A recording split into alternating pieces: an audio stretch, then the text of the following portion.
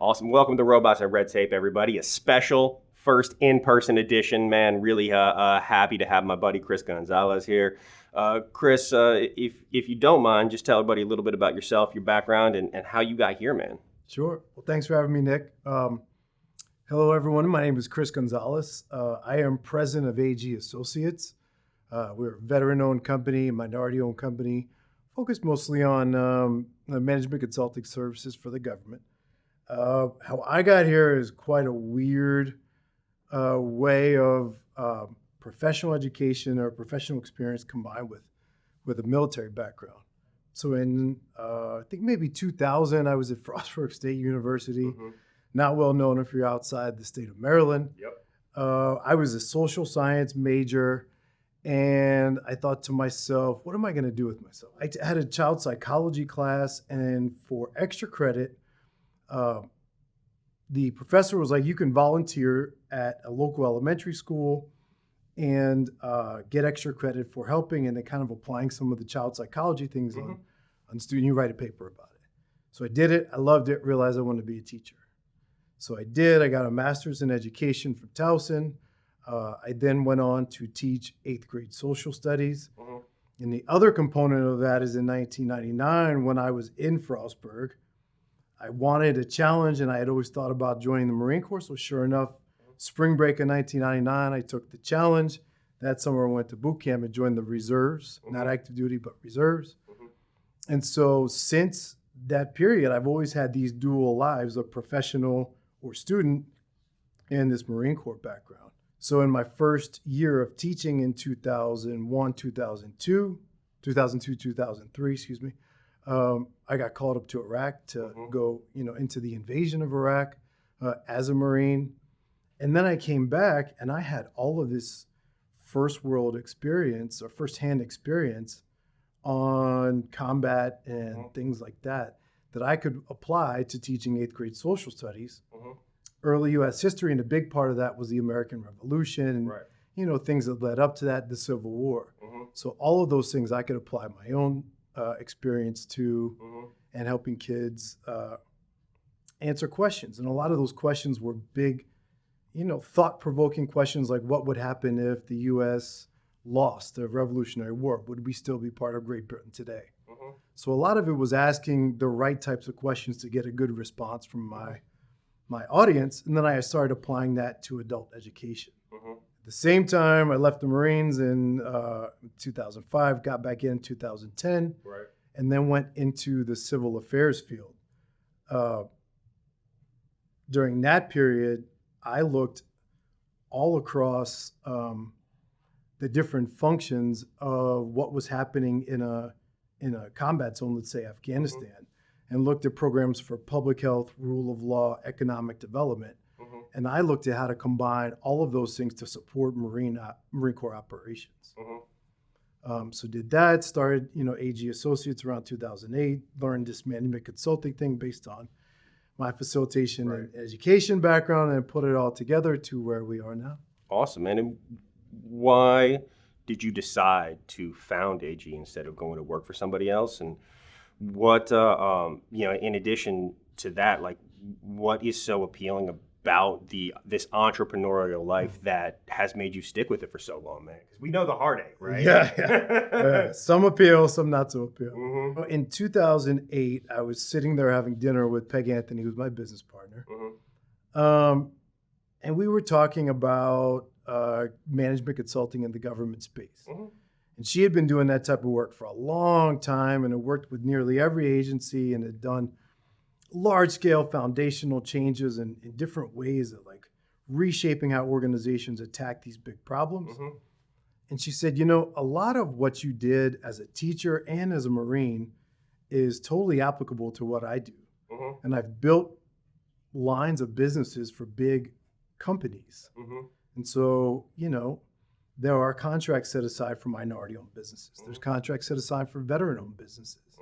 If you're interested in partnering up, I think we could build something together based on your background, my background, our collective networks. And I thought she was nuts at the time.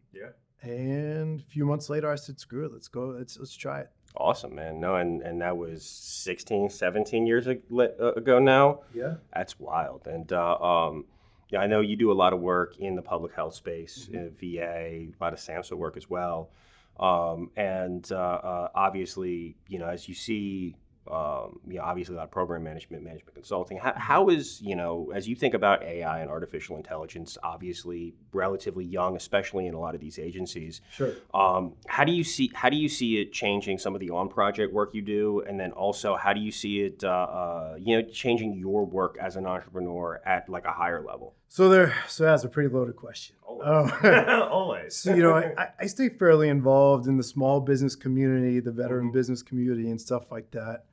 And of course, I'm not oblivious to all of the articles that are out there about AI and how they're going to change, how it's going to change the world and how it could be used. My Marine Corps background, and when I talk to people still in the Marine Corps, some at lower levels of rank, some at higher levels of rank, I see it used in a very innovative and forward-thinking way. As we said, it's about keeping up with, our near-to-peer adversaries, frenemies, if you will. So in that way, I see a lot of really interesting application there. On the civilian side, especially in public health agencies around Department of Health and Human Services, mostly where I work, or Department of Veterans Affairs, I see it taking much, much longer. And I see AI being used probably more for compliance purposes. For instance, in Department of Health and Human Services, the Substance Abuse Mental Health Services Administration, SAMHSA for short, our number one client, the majority of their work is through grants. And so they don't do anything. They administer grants across the country into territories of the United States. So their main thing is looking at these big problems like the 988 mental health crisis line or opioids. Affects every demographic regardless of socioeconomic or race or location. And they're looking at how to invest in communities in a smart way, in an equitable way, and also in a way that moves the needle. But unfortunately, they spend so much of the time looking at grant applications, looking at NOFOs, basically requests for grants, grant proposals. So much of their time is spent on compliance work that it's tough to really concentrate on the content that what you're trying to do and the big problem. And looking at trends in this big problem, because many of those pieces of data are old, right? Absolutely. Looking at suicide numbers, we're looking at 2021 numbers right now. So again, I think if we could start with looking at compliance things and having AI help to work on compliance issues, that would free up a lot of government people to think about the problem and then helping to solve the problem a little bit better. Absolutely. And I would love to talk more about why you think there's a disparity between the defense sector and civilian side, right? But I completely agree with you. I think that when you start looking at low-hanging fruit out there, right? So you think areas that either underlying technology is not good enough to do the job itself, or it can't based on processing volumes of data. I think absolutely 1,000%. Things like compliance, right? Where you take, 200 grant applications and drop them into LLM and tell them and ask, and you can start querying them and asking them and say, hey, which one of these actually meets what, the which one checks all the boxes and is a compliant proposal, would save a lot of time. I also think that, and I hosted an event last week. This isn't coming out for a few weeks, so you guys, this is a couple weeks ago for y'all. But I hosted an event last week where we had procurement people out from about 5 or 6 different agencies talking to small businesses, and they were doing, so we had DHS and Commerce and Energy, SEC, a couple of others, and they were, one of the things that they reiterated, the CEOs of course reiterated, is that they spend a huge amount of time entering the same information and taking it from one system to the other system to the next system. So like if there's a source of sought, then there's an RFI, RFQ, then an RFP. Most of that is just copy paste, right? Most of it, you're moving the same information from one place to the other. but the systems are disparate and they don't talk to each other. Right. Back to bureaucracy that I think we were talking about a little earlier. And so when something like that would absolutely be huge, and is an area that I think, AI and language models as they are now can help, as long as the underlying data infrastructure is there to support it. Yeah. So I completely agree, but and freeing up folks to actually do their job and think about some of these issues, because like SAMHSA, right? Like, I think I've told you, I just got into the mental health space because I've lost a lot of friends to the opioid epidemic over the years. And not only have I lost friends to the opioid epidemic, I've seen people, I've seen how that, drug addiction can lead to other mental health disorders, and people, generally don't start shooting heroin because they feel good about their life, right? There's other things that go into that. Sure. So I think the mission is amazing. And so are they not running like their own IT infrastructure and everything on the back end, or at SAMHSA? Are they essentially just administering grants? Well, think about this. SAMHSA is one administration under, I'm not sure exactly how many are under the Department of Health and Human Services, but you have Administration for Children and Families, you have Center for Medicare and Medicaid, which is the beast that pays for, people of certain socioeconomic categories, and for elderly people. You have Center for Disease Control, you have National Institute of Health, you have HRSA, which is Health Resources and Services Administration. So you have all types of different organizations just under one department, focusing on different issues in a different light, but many of them overlap. Each of those administrations has their own set of technology, their own procedures, their own grants, and their own stakeholders. So for each set of grantees under SAMHSA, they all have their own, they report with a system, I think it's called SPARS. They do the program evaluation. In fact, we do a lot of that for community-based organizations. They have a standard way of collecting it, but that's just at SAMHSA. So in the different administrations, there are all different ways of collecting information. And look at mental health, right? So SAMHSA leads the way in terms of looking at the topics at a high level, and then providing the grants to address those topics. But you also have the NIH looking at different. National Institute of Mental Health is under the NIH. They do research-based grants to understand the problem a little bit more. You have CDC that I know is focusing on it, and you have HRSA, which is very similar to SAMHSA, looking at community-based health issues, mostly from a physical health point of view. But obviously, you can't talk about physical health without behavioral health and mental health. So it's all these different entities, all trying to address a complex problem, but with different sets of technology, different sets of data, different lenses on the issue, and not really an integrated. There may be an integrated plan in the HHS, umbrella, but in terms of moving the problem forward, I don't think you could ask one person in the United States, including some, senior executive people, what does success look like in 2 years, 5 years? Right. I'm sure they'd all give you different answers. They'd all give you a different answer. They all define it differently. And they'd all, it would be all over the place. Absolutely. Yeah, and also CMS is another stakeholder in the mental health space. They're a big payer, right? So they're paying for a huge amount of these services. Yeah. I know my company is 75-ish%, Medicaid, because we're community mental health here in Maryland. And so back to something we touched on earlier, you touched on with the disparity between civilian and defense.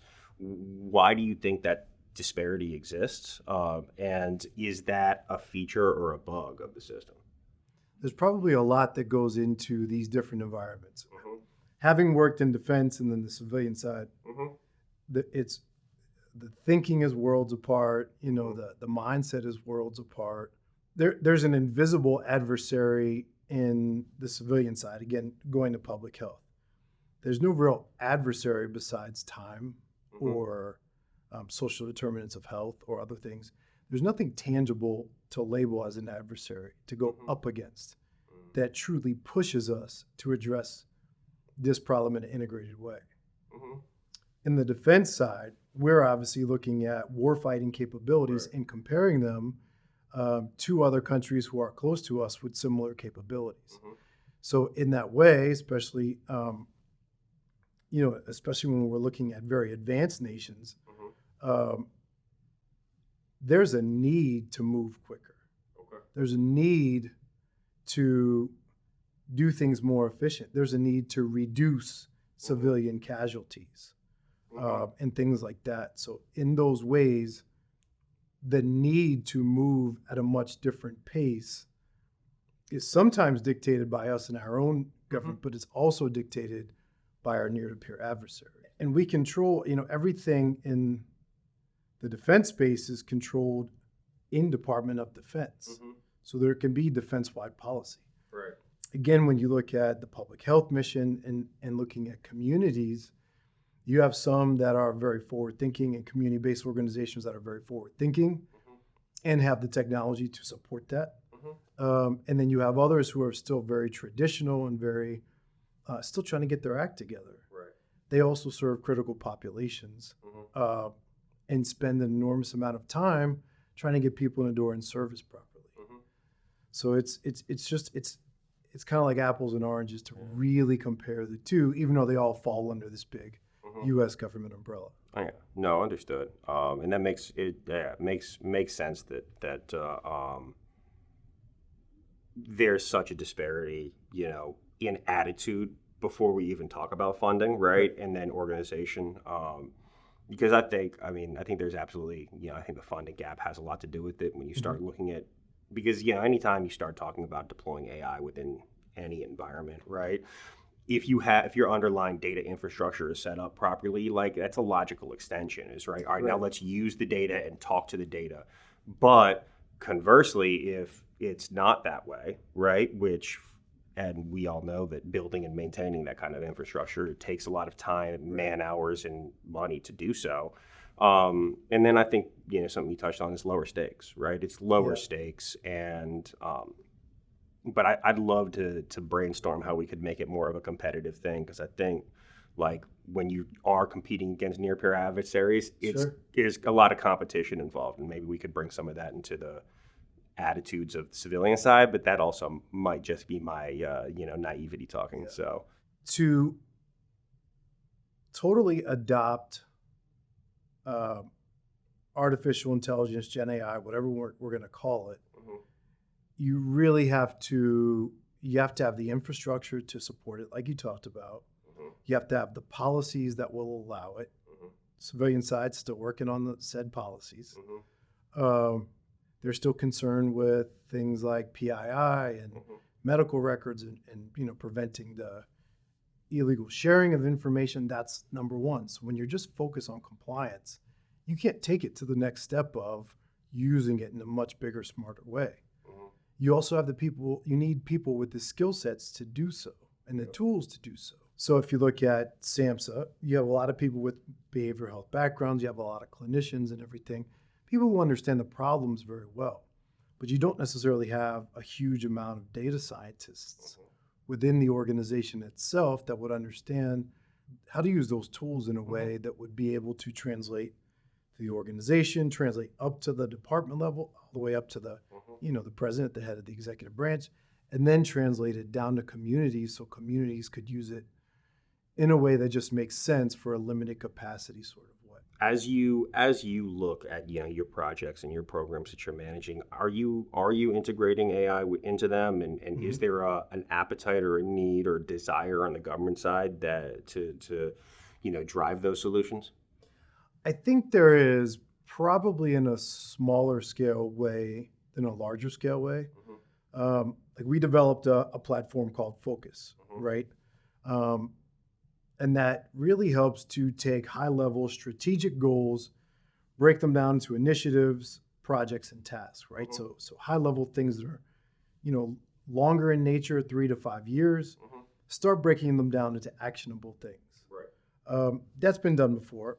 The other component of that is looking at the data that tells the story of success or not success, and being able to have visuals that help you to correlate that data. So looking at stuff like mental health services. If we have, a large initiative across the country, and we look at the numbers and we see that the numbers of community-based mental health clinics are going up, utilization is going up, but recidivism in terms of going back into those services or even emergency services is down, then we can tell a good story that we think those efforts are working. Right now, it would take a full agency-wide approach to really look at that and say, that's what we're going to do. That's what we're going to adopt. So I think solutions are out there, like Focus, like others, that really do help organizations get to that high-level problem and then dig down deeper to tell the story of where things are working, where things aren't working. But as of now, it's just going to take a lot to really get people there. In terms of the AI side of it, I think if you really, Focus does not have this yet, but we are building it into there.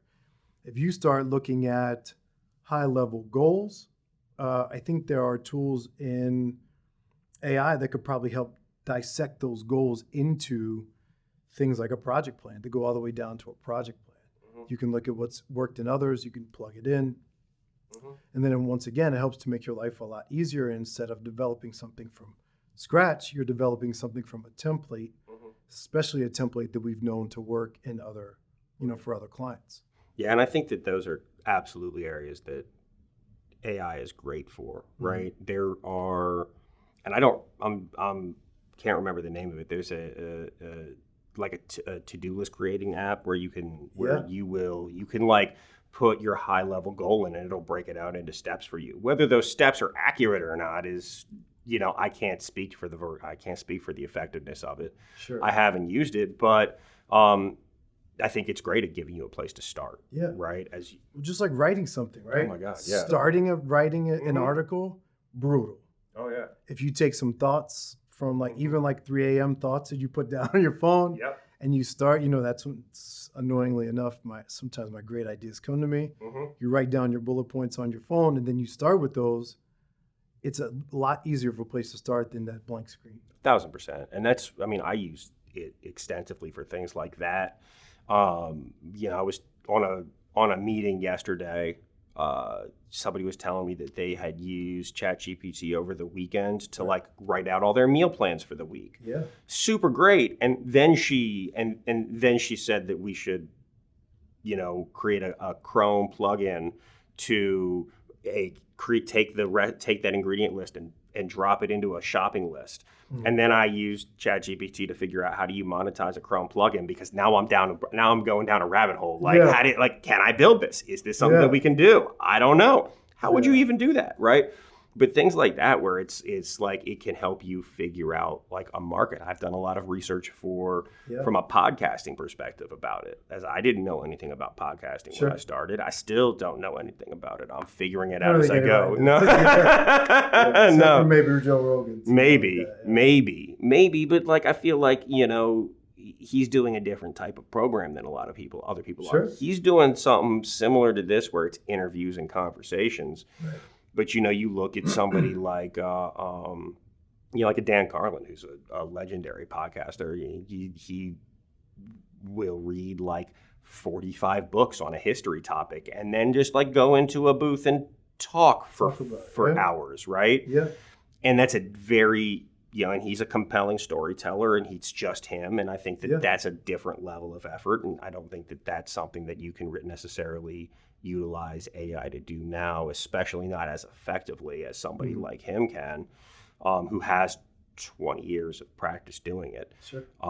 But yeah, I think lowering the barrier to entry, and then I also find I'm using Google a lot less to answer questions, because I feel like, and I forget who told this to me, but Google is querying the internet, but AI and generative AI is talking to the internet, right? And so.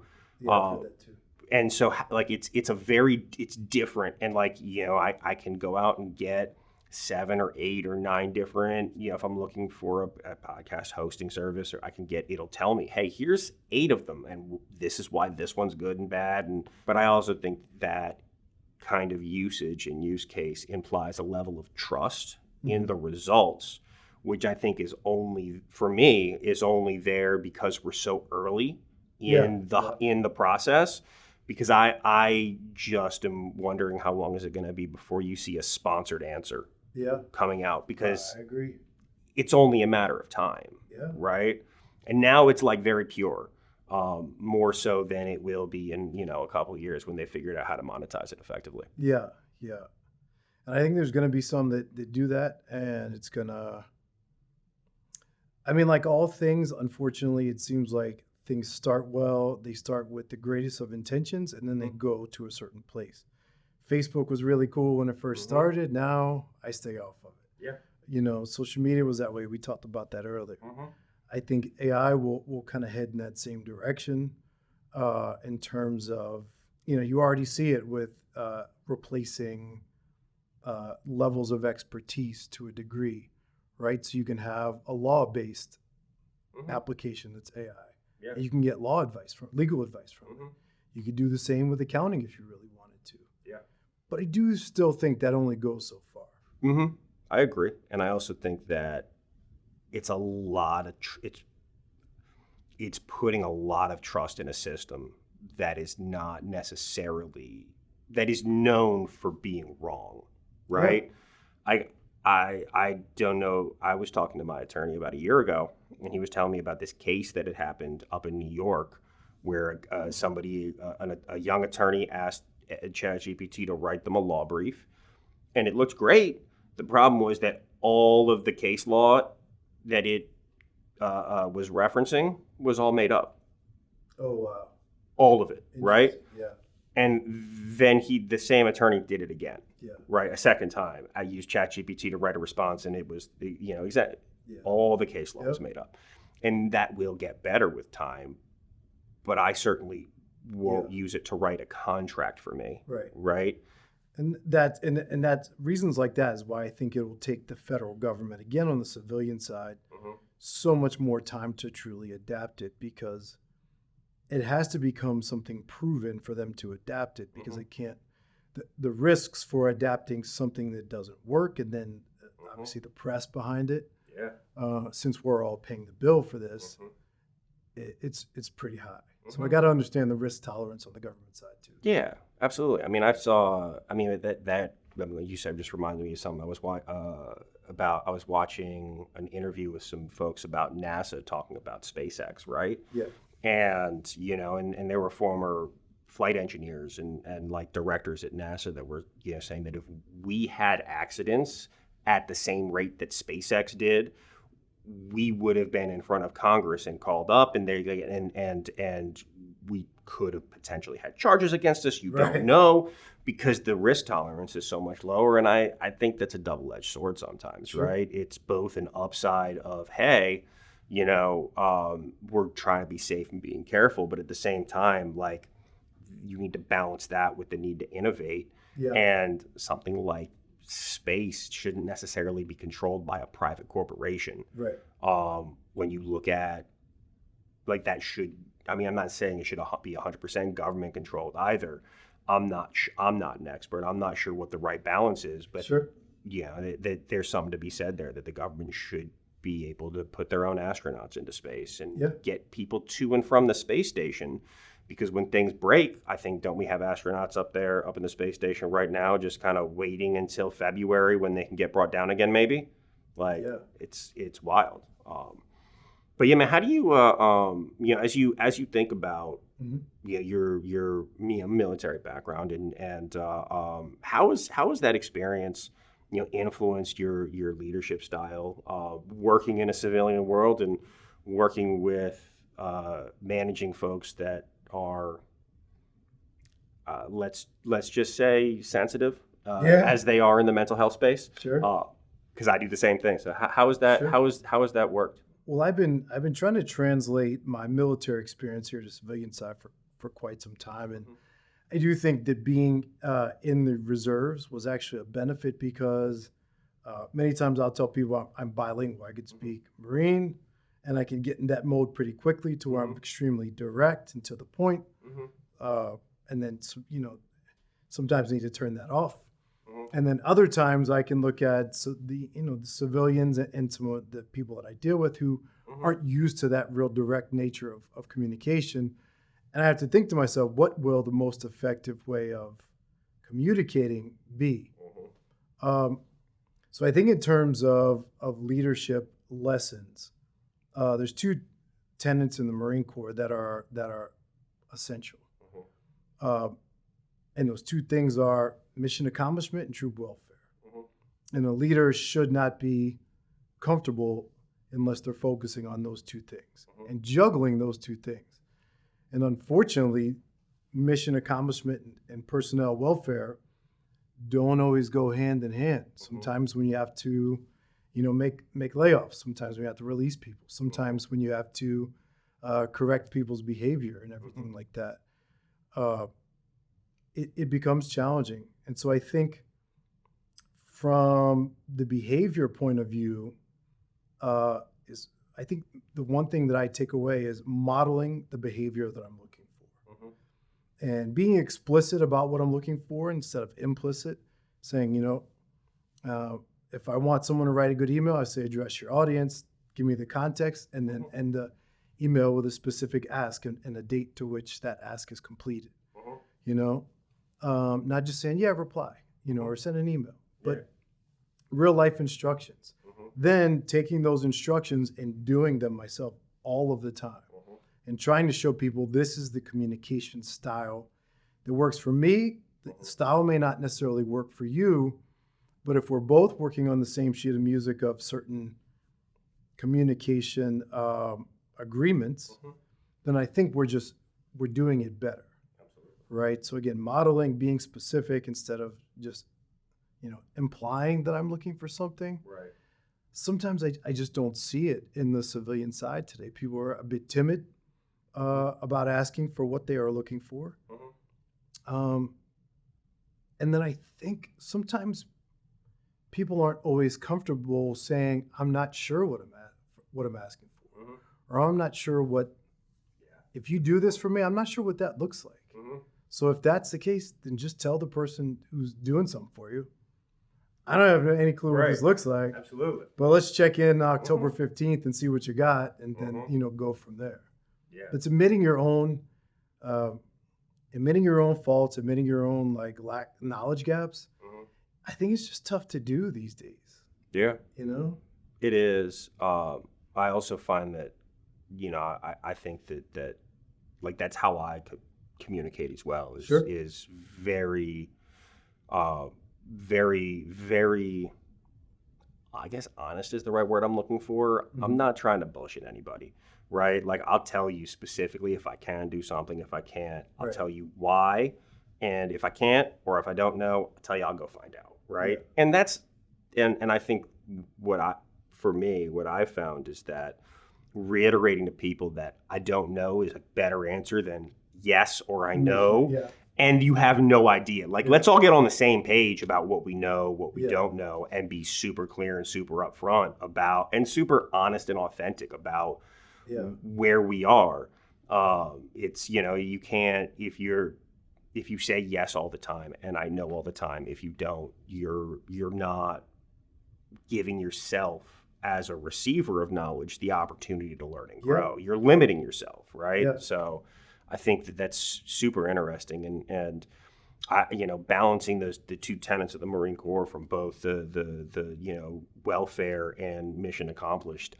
I'm not sure how do you balance those things in in a combat zone where mission accomplished might be directly detrimental to troop welfare. I think it kind of goes back to what we were talking about and being upfront.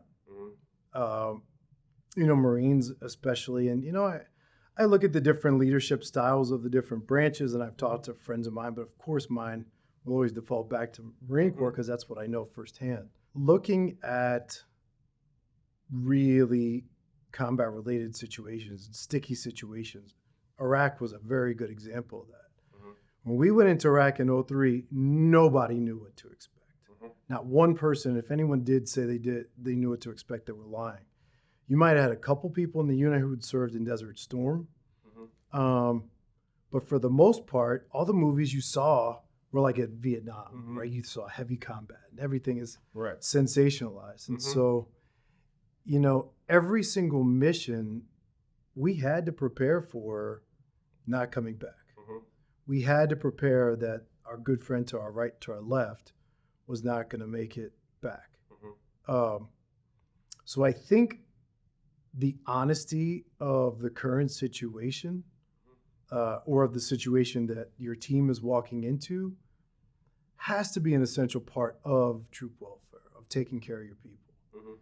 If you don't prepare them mentally for what they're going to walk into, that applies to business as well. 100%. I've walked into strategic planning engagements, and people were really annoyed, right? And I didn't know, because I'm in there with the best of intentions, trying to develop a 3 to 5 year plan for an organization. Right. And they're like, little did I know that their leader was new. And they told their leader they already had an existing plan, but he came in there and he wanted his own. And so now they're going back to the drawing board, even though they had a great framework before. So it's just like making sure that you're upfront about the realities of a project, a challenge or whatever. That leads to taking care of your people. Because if you know the problem and the problem set, then you can not only think about solutions, but also taking care of each other and the roles in that solution. From a leadership perspective, obviously I can't relate to the combat piece and military service piece, but from a leadership perspective, 1,000%. I personally always view my role as to set my people up for success, and to clear obstacles out of their way that they can't be expected to clear on their own, but at the same time, coaching them and mentoring them and teaching them how to do it themselves. And that's a hard balance to walk, right? Especially when you're dealing across multiple organizations with multiple people and a lot of different personalities. And I mean, I'm dealing across multiple different businesses, not business line, like multiple businesses. And, government consulting and government contracting is very different from a mentality perspective than mental health. And that's very different from like technology. And so, understanding your audience and who you're speaking to, I think is one of the most important things, because it doesn't matter how good your message is if it's not being received. I agree. But the same goes for, your mental health clinic, right? Serving people at the community level is a very honorable thing. It's a great thing. But in all honesty, every now and then it could turn bad, right? 100%.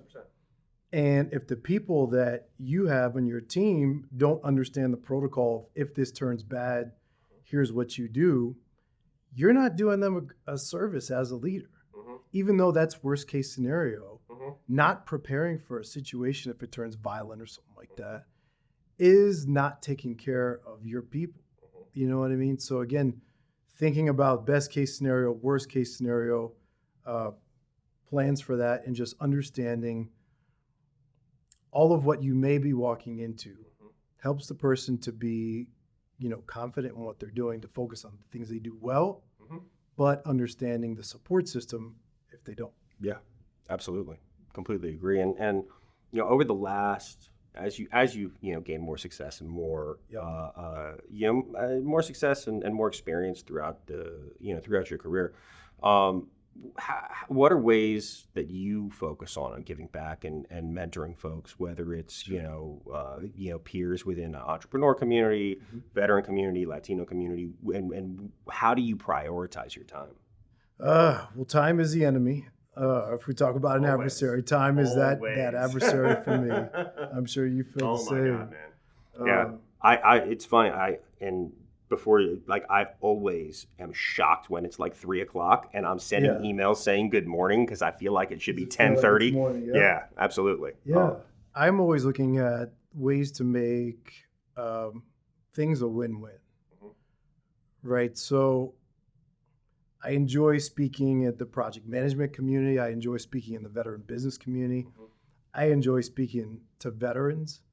Um, and so, my ability to help them, of course, is limited by the amount of time that I have. But if I invest an hour or two meeting with someone who's thinking about coming out of the military and starting a business, that also might mean I found the next partner, business partner who has complementary capability, skill sets, and all that good stuff. If I, have someone who's thinking about starting a community-based organization, at some point, they may reach back to AG and say, we need some help with the infrastructure building stuff. So I always like to think that even though I might not see it immediately, I think karma is a big thing. And the concept of a karma bank account definitely works. But I also think that there are tangible business benefits that come back to you, not immediately, but down the line, the more that you do to make yourself available, the more that people remember that, and that comes back to you in the form of business somehow. Yeah, I 1,000% agree. I personally will take meetings, and I'm not sure why I'm taking the meeting sometimes. All the time. I'll do it like I have a call later. I don't know why I'm talking to this woman. I reached out to her about working with her, and then she was like, "Yeah, I need a job," and I'm like, I don't know what we're going to talk about or where this is going to go, but like you just never know how these things are going to move and how it's going to work. And I also believe in planting seeds, right? Like it's but on that, like what are some of the big, somebody comes to you and says, Chris, I'm thinking about starting a business. What are some of the things and the lessons that you tell them and the advice that you give them? I'd say that most people, when they think about starting a business, doesn't matter what stage you are in life, what your background is, they think about it mostly because they are good at either a service or developing a product. That's usually the number one thing that I see from people. Great, that's definitely critical. The second piece that sometimes is thought about, sometimes not, is the market and understanding the market. A lot of people have great ideas, but if the market's like, if the product is there and it's a really popular product and you don't have a machine behind you, like if you come up with an alternative to Microsoft Office and it's just you self-funding this, good luck to you, right? So it's understanding the ability to market your product, have people buy it, simplicity of buying it, what the marketplace looks like, who your competitors, really thoroughly understanding that versus just saying, oh yeah, I think there's a market out there for people and I see it being sold for $10, so I'm going to sell for $10. It's much more difficult than that. So again, service and product, that's one part. The marketing and the market analysis is the second part. And the third part, which I think very few people think about, is what do I do when I find success? Right? Scaling up, infrastructure. If I get that big 10-person, 50-person contract, what then? If I'm selling a product and I get into Walmart, what then? Walmart, by the way, does a ton of mentoring that I know of veteran-owned businesses. They almost do like a mentor-protege relationship to get them ready to scale before they get in stores. So it's stuff like that, like thinking of distribution. In the services side, how do you price it?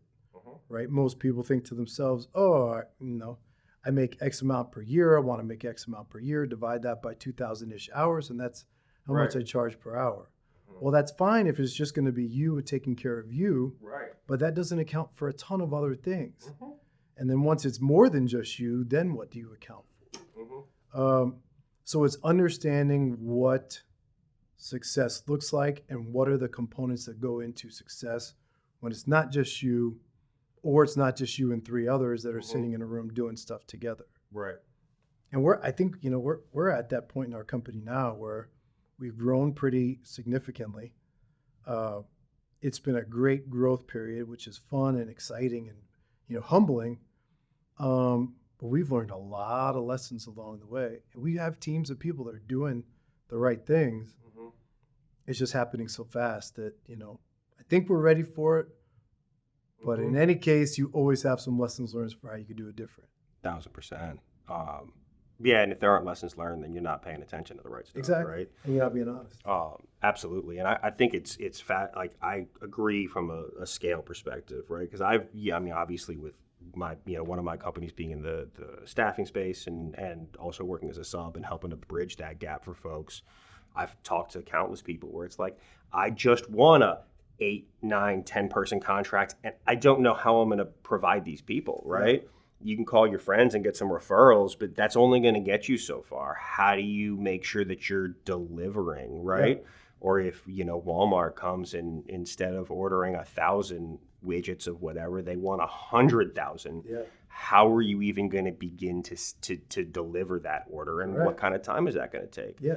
I always ask people when they talk to me about this, like, why are you doing this? Like, what's your why here? Yeah. Why are you going to, because it's easier to go get a job. Yeah.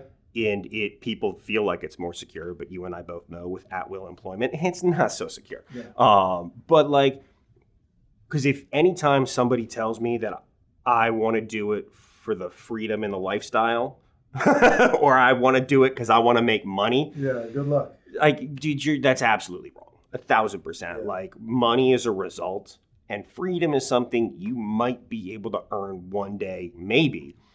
Right. But like at the end of the day, and I know you get these calls, like you get calls at 9 o'clock at night because something's going on, or on like the mental health side, like we had like at one point there was a clinician there where there were allegations of professional misconduct by somebody. Right. I'm the one that gets the call at 6 o'clock in the morning to talk about this. I'm the one on the meetings all day, and I'm the one interacting with the attorney and figuring out how do we go about rectifying this situation, right? And how do we rectify the situation for the client who's making the allegation, right?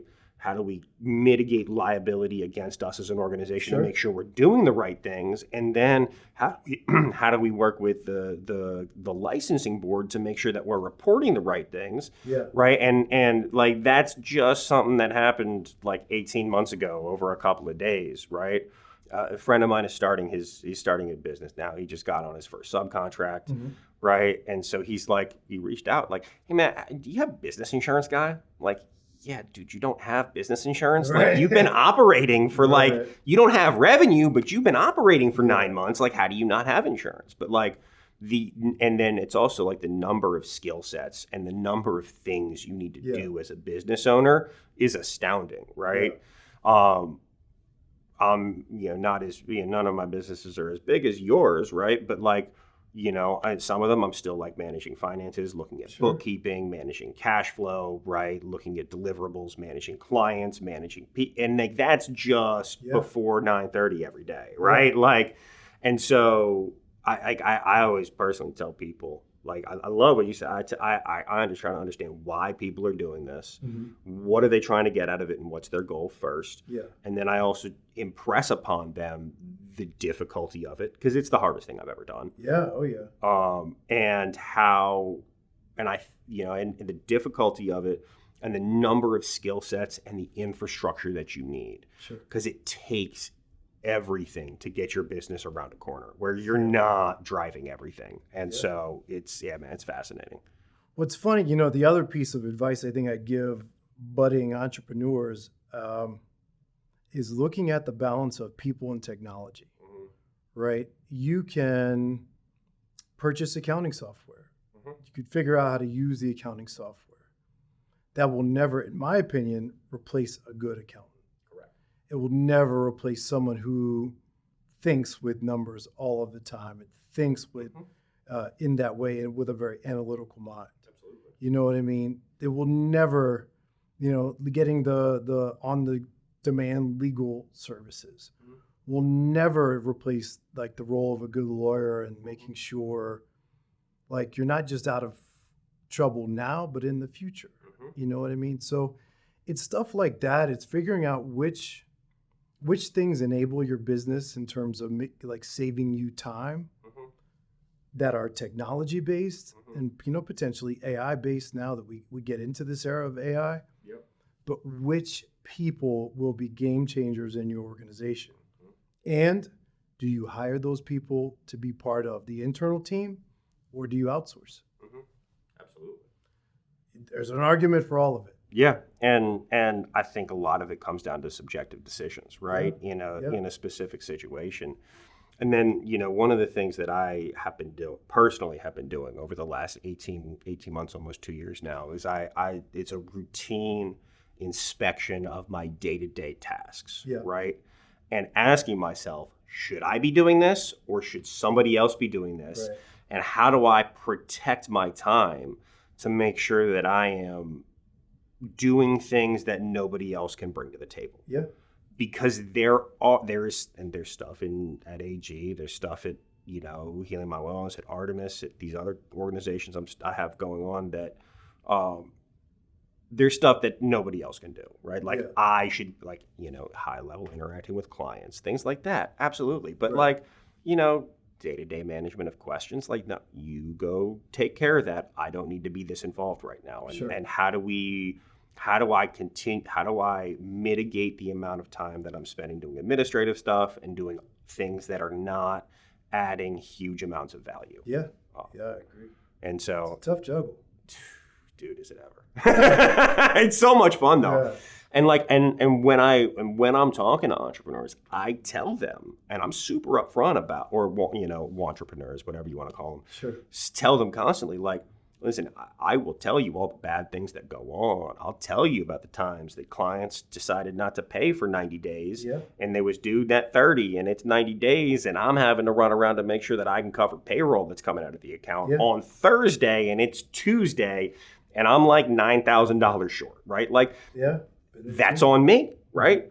I'm the one that needs to solve that problem. And people don't have these conversations. And I go through all that and I tell them all of that. And I'm like, listen, I wouldn't do anything else. I would never anything else. I love this. I love how dynamic it is. I love how you get to go in and like actually do the cool stuff. And there's nothing else I would rather do. Yeah, I agree. Well, I believe one of the best parts of starting your own company is being able to shape it around your own values, right? For me, mine is along the lines of just creating an environment where everyone can thrive. I don't care what you look like. I don't care where you come from. I don't care what your political or religious ideology are. As long as you share the values that I do with hard work, dedication to customers, collaboration, potentially doing things for others who are less fortunate than yourself. I don't care what your background is, nor do I really care what mistakes you made in life. So I think that those types of things and the come as you are type attitude, I've always valued that because I got friends that are all over the place in every type of way. And I think that kind of the diversity of AG is one of our superpowers because we bring the diversity of thought, the diversity of backgrounds, the diversity of everything.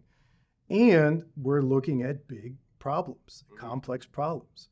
So if we're looking at those things, of course we should have different ways of looking at life. Of course we should have representation from different groups that are represented in the country. Of course we should have that stuff so we're doing it right and not one-sided. And I think that, when you value that type of stuff and you could care less about all the other noise that sometimes the media likes to focus on, I think people just like that environment. They feel like they can thrive and just be yourself, share some commonalities, share a few differences, but really have fun with each other. 1,000%. I've always, if you're having fun while you're working and doing good things, it makes a huge difference. Huge difference. Yeah. And that difference gets translated into your work product. It gets translated to your deliverables. It gets translated to your clients. Your clients will want to work with you more. I 1,000% agree with you. I also believe I'm with you. And I think I've told you, my hiring rule, and I've hired a lot of people for a lot of people, right? Over 15 years. My rule is and always has been, I call it the 10-40-50 rule. I think anytime you hire somebody, 10% will be based on things like education and certifications, right? Hiring a therapist, where do they need to be licensed? Those things are like pass fail. You got to be it, right? Hiring an accountant, do they need to be a CPA? And 40% is going to be your hands-on experience and what got you there. And the other half that's the important part. It's the intangibles. Intangibles. It's personality fit. It's corporate culture fit. It's are you going to show up early and stay late? Does this matter to you? Are you going to show up to events with me and like go out and hobnob? Or are you? What are you going to do? Yeah. Do you care, or are you just here for a paycheck? And I will work with people that have the right intangibles, and I will work with them all day. And I will train them and teach them instead of hiring people that have a huge amount of experience but aren't necessarily the right people. I agree. Yeah, and then it's all, how do you foster that in an organization, and then also how do you empower folks? Like, I want people that work for me. Yeah. Like, obviously they're not going to work for me forever, right? Sure. When they move on, I want to have accelerated them from a professional perspective. Yeah. Because I think that folks like you and I have a very different perspective and vantage point on how business actually works and operates, as opposed to people that have only ever been an employee, but also who have only ever worked for mid-sized or large organizations. Yes. It's such a different world. Hugely different. You see that? I mean, that's what my business partner Peg. Mm-hmm. She worked for big companies. She had these capabilities that she could draw on, and then we had to find our own, like pricing, or HR, things like that. When you have to find your own, it's a big difference. Yeah, absolutely. And when it's not like, to pricing, like, I do the Excel sheet, but like there's somebody else that writes the cost volume. Like, that's great, but like here, you got to do it, right? Like you just got to deliver, and it needs to be compliant. It needs to tell a good story. Sure. And it also, like, the numbers need to work, right? And there's no stopgap. There's no stop. There's nothing. It's either we're going to get this done or we're just not going to have more business coming in. Yeah, agreed. So what do you see as the future role of AI moving in both government and private sector consulting? Sure. I'm not sure in the private sector. I mean, of course, there are going to be AI solutions that make your company more predictive, more efficient, things like that. Some companies are going to embrace them. Some companies are going to say, that's not for me. We'll see. I mean, I guess time will only tell what happens to professions in the future, and if those professions ever get replaced. Mm-hmm. But in the government space, I do see that very first step really focusing on AI replacing a lot of the compliance things that people spend so much time on, and potentially bridging the gap between different systems that are out there, and being able to help organizations, at least my hope would be to help organizations collaborate in one space with the same information, still understanding they're all looking at solutions differently, but the same sheet of music for what current state looks like, and the same agreements for what desired state could be and how that's measured. And then you go on, you can go about execution in the ways that you've done before, again, with a little less focus on compliance, more on doing the work, but really thinking through, what are we trying to achieve as a country? How do we measure it? How do we make sure that we bring people along while we're doing it? Absolutely, man. Completely. I love it. I think that's absolutely a logical extension. I use AI largely for administrative tasks, right? Yeah. And if you can reduce that and increase the amount of time that your people, and for me personally, that amount of time that I have to do the work that I have to do, as opposed to the writing or things. Get me 80% of the way there. I'll work through the rest. Yeah, exactly. So yeah, man, this is awesome, dude. Before we wrap up, Chris, anything else you want to add, say, anything at all, man? No, I think that's it, man. I really appreciate you having me. Dude, I appreciate you, man. This has been a lot of fun. Thank you for Yeah, coming on Robots and Red Tape, man. I appreciate you, brother. You're welcome. Thank you.